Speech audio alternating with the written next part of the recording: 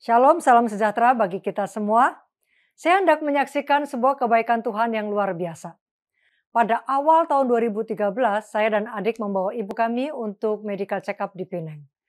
Jadi kita juga sekalian ikut check up juga. Waktu itu usia beliau 75 tahun.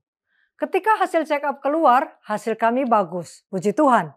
Namun rapot kesehatan mama tidak baik, banyak sekali merahnya. Ada diabetes, asam urat, kolesterol, tiroid, dan tekanan darah tinggi. Kita semua sangat kaget. Kasihan, mama pun sangat sedih melihat hasilnya. Bukan itu saja, setelah dilakukan kateter jantung, maka kedapatan kondisi jantung beliau sangat kritis. Terdapat 13-15 titik yang tersumbat. Lalu tersumbatnya juga bukan 10 atau 20%, melainkan 90, 95%, bahkan ada yang 99%. Saya pribadi sangat terkejut dan khawatir, tetapi saya tidak mau menunjukkan hal itu di wajah saya, supaya jangan mama menjadi panik, khawatir, dan takut. Dokter ahli jantung di rumah sakit Penang tersebut merekomendasikan untuk segera dilakukan operasi bypass jantung pada saat itu juga. Tidak bisa dengan pasang ring, harus operasi bypass. Mama sangat ketakutan dan tidak mau dioperasi. Bahkan saat tindakan kateter dilakukan saja, mama sudah sangat takut sekali. Apalagi mendengar kata operasi bypass, di mana dokter akan memotong bagian tengah dada di sepanjang tulang dada dan membuka tulang rusuk untuk mengekspos jantung. Wah, mama langsung berkata bahwa beliau tidak mau dioperasi. Saya tidak tega melihat ketakutannya. Kemudian saya sampaikan kepada dokter, baiklah kami pulang dulu ke Jakarta merundingkan hal ini dalam keluarga. Dokter mengizinkan kami pulang dengan syarat harus segera dilakukan tindakan operasi bypass dalam waktu 1 minggu itu. Tidak bisa tidak. Hal itu disebabkan oleh kondisi jantung mama yang seperti saya sebutkan tadi. Bahkan dokter menganjurkan untuk langsung daftar dan booking dulu saja kapan mau operasi. Tidak hanya itu, dokter pun melepas kami pulang ke Jakarta dengan begitu banyak obat-obatan yang harus diminum selama beberapa hari sementara belum dioperasi. Kami membelinya dengan harga yang tidak murah juga. Sepulangnya kami di Jakarta, saat pulang mama dalam keadaan pakai kursi roda dan mama nampak lemah, lelah. Setelah itu kami segera kumpul keluarga untuk menentukan langkah apa yang harus kami ambil. Apalagi dokter sudah memberikan ultimatum untuk tidak boleh lewat dari 1 minggu. Nah, karena jika lebih dari 1 minggu dan belum dioperasi itu sangat berisiko. Kami semua juga jadi bingung sebab mama sama sekali nggak mau dioperasi. Jadi bagaimana ini? Puji Tuhan, Tuhan itu baik. Pada waktu itu saya baru saja mengenal suatu gaya hidup sehat alami yang dinamakan New Start. Yang saya dengar lewat radio dan seminar oleh CMC Jakarta. Wah, puji Tuhan banget.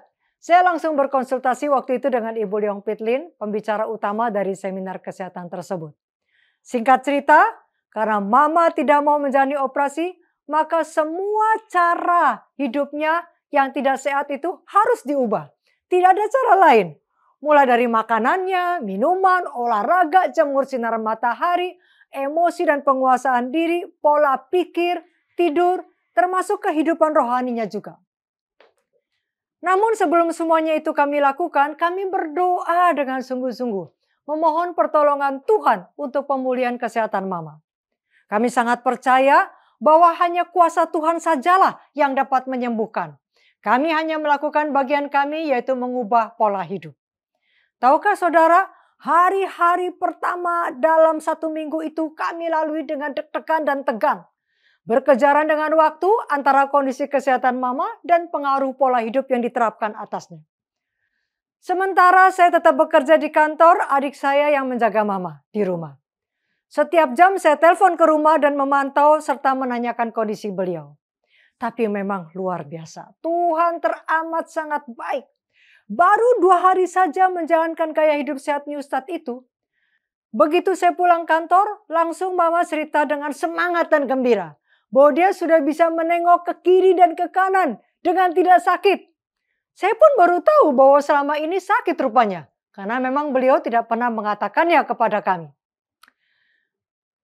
Dan lebih luar biasanya lagi, beliau sekarang juga waktu itu bisa jongkok bangun sendiri. Selama ini saking gemuknya, beliau tidak bisa jongkok.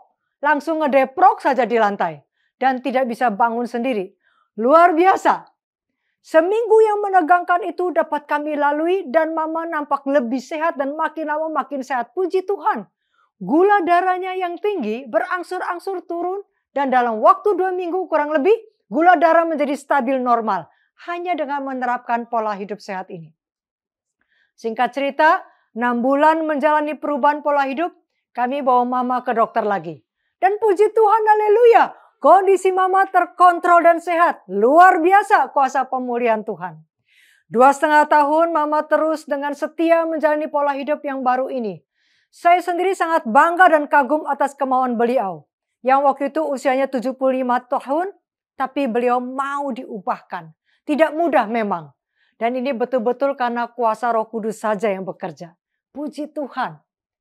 Memang pola pikir harus terus dijaga.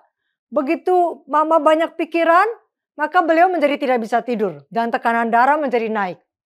Sampai suatu saat pembuluh darah di otak pecah. Aneurisma. Akibatnya gerakan motorik beliau sebelah kanan menjadi terganggu. Sampai akhirnya beliau diizinkan Tuhan untuk beristirahat dengan tenang. Rest in peace pada tahun 2016. Tapi di dalam semuanya itu saya sangat bersyukur kepada Tuhan. Diberikan kesempatan untuk merawat beliau. Sampai pada detik terakhir hidupnya. Untuk menunjukkan dan membaktikan kasih saya kepada mama. Sekalipun kesempatan tersebut tidak lama. Sekali lagi sungguh nyata kebaikan dan kasih Tuhan. Buat mama khususnya, saya dan kami semua. Tuhan itu baik. Puji Tuhan.